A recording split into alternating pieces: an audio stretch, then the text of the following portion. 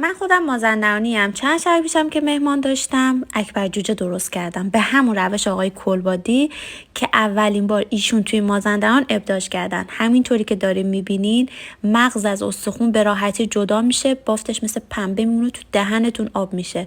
بهترین روش ممکن همینه و اصلی ترین. فقط یه نکته داره بر رعایتش کنی که خودتون الان میبینید.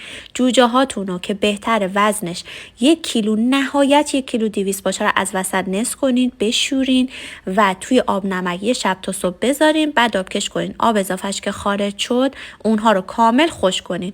نیازی نیست که هیچ چیزی بهش اضافه بکنین، هیچ چیزی نمیخواد.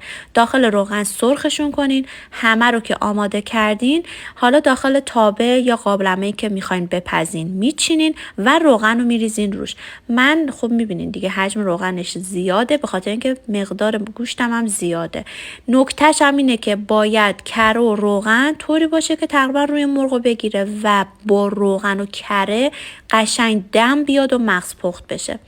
دم کنی حتما بذارین و اجازه بدین کامل بپزه و بعد یه همچین اکبر جوجه مشتی بهتون میده. اینقدر عالی میشه که حد نداره.